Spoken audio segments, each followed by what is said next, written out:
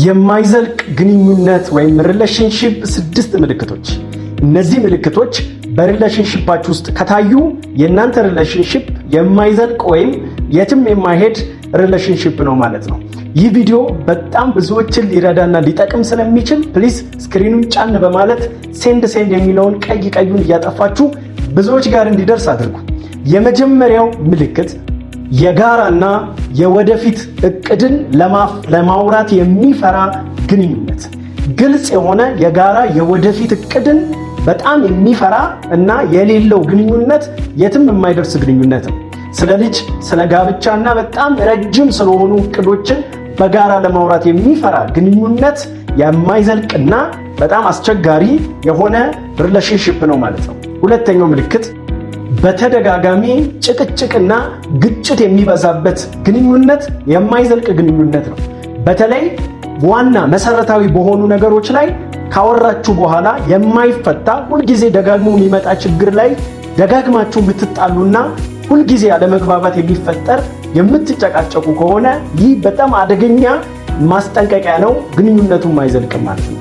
ሶስተኛው የስሜትና የአካል ኢንቲመሲ ቁርኝነት የጎደለው ሪሌሽንሺፕ በጣም አደጋ ውስጥ ያለ ሪሌሽንሺፕ ነው።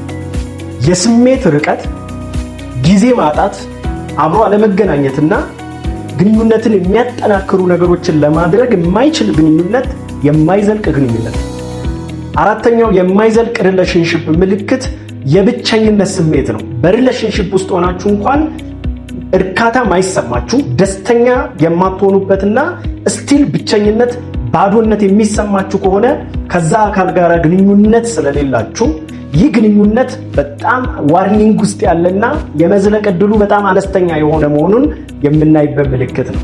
አምስተኛ በዙሪያ ያሉ ወዳጆችህን የመጥላት አዝማሚያ፣ ከዛ ወገን ጓደኞችህን ወይም ደግሞ ቤተሰብን፣ ሴትም ከሆነ ወንድ ማለት ነው፣ በአንተ ሳይድ ያሉትን ወይም በአንቺ ሳይድ ያሉትን መልካም ሰዎችን የማንቋሸሽ የመጥላት አዝማሚያ፣ ይህም የትም የማይዘልቅ ግንኙነት ማሳያ ነው። የመጨረሻው ምልክት ችክ ማለት ነው። በዛ ሳይድ ያለው ወይም በሪሌሽንሺፕ ውስጥ ካላችሁት ሰው ጋራ ያ ሰው አንዳንድ ነገሮችን ኮምፕሮማይዝ ለማድረግ ፈቃደኛ የማይሆን ከሆነ፣ በጣም ግትር፣ ሁልጊዜ ችክ የሚል እኔ ያልኩት ብቻ ይሁን የሚል አይነት ሰው ከሆነ ከዛ ሰው ጋር የመዝለቅ ዕድላችሁ በጣም አነስተኛ ነው ወይም የማይዘልቅ ግንኙነት ባህሪ ነው።